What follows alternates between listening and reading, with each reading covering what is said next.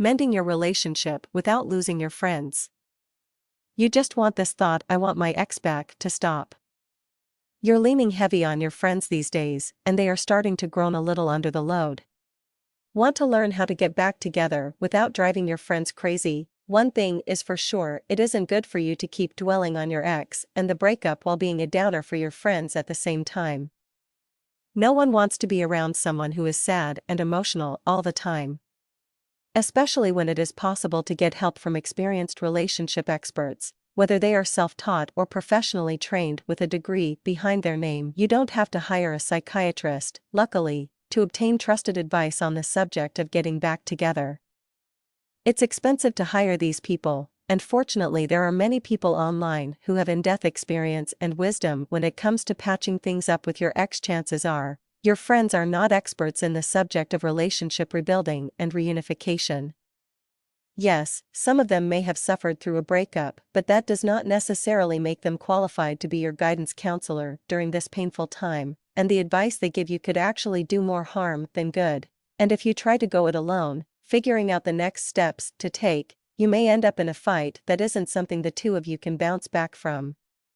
You don't want to ruin your chances of reconciliation with your ex. Sometimes, even the most trusted and experienced advice won't work when it comes to getting your ex back.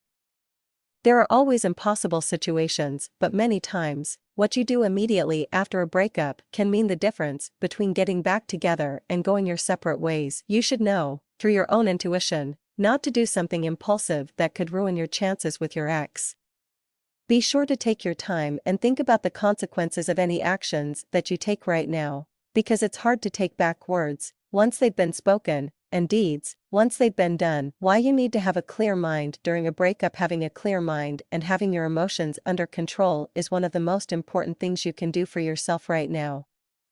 When you are in control, you aren't reacting to situations as they arise.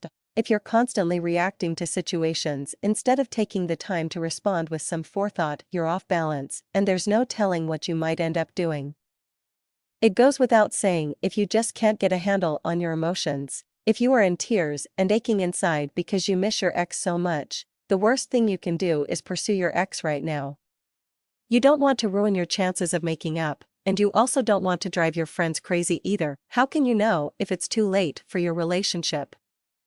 If you can stop dwelling on the thought, "I want my ex back," long enough and keep your mind clear, it will be easier to pick up on the subtle clues that your ex might be sending you. The best advice is to avoid acting on well-meaning advice from your friends. It goes without saying that true friends have your best interests at heart, but you should be aware that if you take their advice, it might not be right for you right now, and you don't want to lose them because you followed their bad advice. What we found to be true is to not lean too heavily on your friends or involve them too deeply when it comes to the mending of a relationship. They'll thank you for it later. It's not usually a good idea to follow the advice of friends. Be sure to turn to people who know the ins and outs of getting couples back together again, who have helped others in the past and whose purpose is to help people get back with an ex.